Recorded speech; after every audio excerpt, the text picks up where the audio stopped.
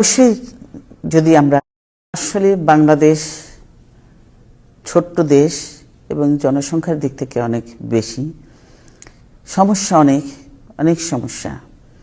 সেই জন্য এখন থেকে আমি, যদিও আমরা অপোজিশনে, বিধায় আমাদের একটু সময় আছে কাজ করার, আমি অনেক প্ল্যান করে ফেলেছি। বিশেষ করে আমাদের দেশে এখন যদি দেখেন তাহলে প্রতি পদে পদে দেখবেন সবচেয়ে বড় সমস্যা যে জিনিসপত্রের দাম অনেক বেশি। আপনি জানেন যে আজকে গরিব লোক তো বটেই, গরিব লোক তো অত্যন্ত খারাপ অবস্থার মধ্যে, তারা হয়তো একবেলাও ঠিক মতো খেতে পারে না।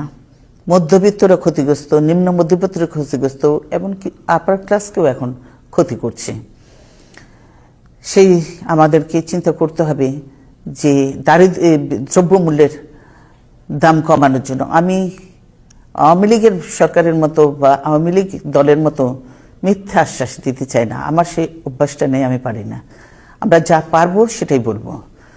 অবশ্যই যদি আমরা চেষ্টা করি এবং সকলকেই সহযোগিতা করতে হবে, তাহলে দ্রব্যমূল্যের দাম কমিয়ে আনতে হবে এবং সেই জন্য আমাদেরকে উৎপাদনও বাড়াতে হবে।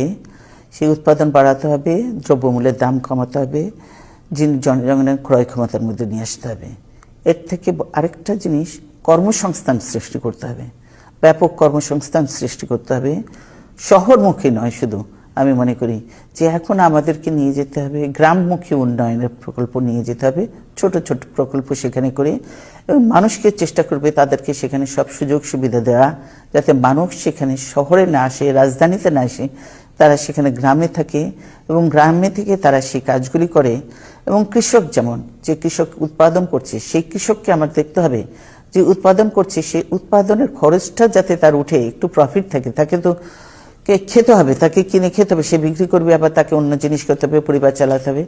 তার উৎপাদন খরচটা যাতে তার উঠে আসে সেই জন্য তাকে সাহায্য করতে হবে। সরকারের পক্ষ থেকে অবশ্যই সহযোগিতা দিতে হবে।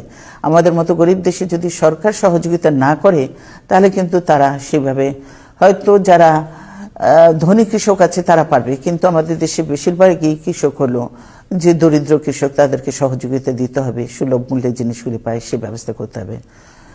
শহীদ জিয়াউর রহমান যে পরিকল্পনা বা কর্মসূচিগুলি নিয়েছিলেন সেই কর্মসূচি কিন্তু মাঝখানে এরশাদ এসে বন্ধ করে দিয়েছিল, পরবর্তীতে এসে আমরা শুরু করেছিলাম এবং আবার যখন আওয়ামী লীগ এসেছে বন্ধ করে দিয়েছে। এই যে ধারাবাহিকতা না থাকার জন্য ক্ষতিগ্রস্ত হয়েছে।